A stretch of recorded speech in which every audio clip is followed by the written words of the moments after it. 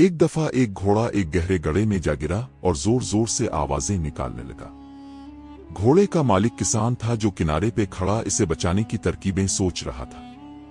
जब इसे कोई तरीका नहीं सूझा तो हार मान कर दिल को तसल्ली देने लगा कि घोड़ा तो अब बूढ़ा हो चुका है, वो अब मेरे काम का भी नहीं रहा, चिल्लू इसे यूं ही छोड़ देते हैं और गड्ढे को भी आखिर किसी दिन बंद करना ही पड़ेगा, इसलिए इसे बचाकर भी कोई खास फायदा नहीं। ये सोचकर इसने अपने पड़ोसियों की मदद ली और गड्ढा बंद करना शुरू कर दिया।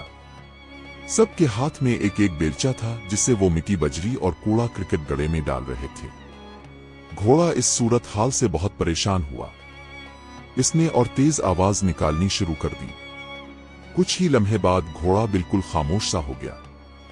जब किसान ने झांका तो ये देखकर हैरान रह गया कि जब जब घोड़े के ऊपर मिट्टी और कचरा फेंका जाता है तब वो इसे झटक कर अपने जिस्म से नीचे गिरा देता है और फिर गिरी हुई मिट्टी पर खड़ा हो जाता है।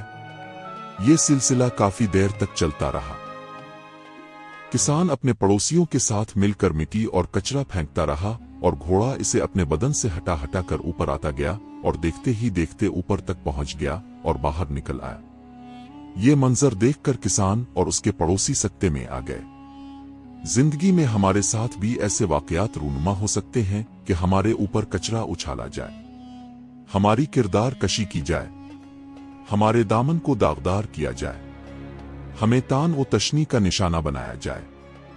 लेकिन गंदगी के इस गड्ढे से बचने का तरीका ये नहीं कि हम उन ग़लाज़तों की तह में दफन होकर रह जाएं, बल्कि हमें भी उन बेकार की चीजों का मुकाबला करते हुए ऊपर की तरफ और आगे की समत बढ़ते रहना चाहिए। जिंदगी में हमें जो भी मुश्किलात पेश आती हैं वो पत्थरों की तरह होती हैं, मगर यह हमारी अक्ल पर मुनहसिर है कि आया हम हार मान कर उनके नीचे दब जाएं,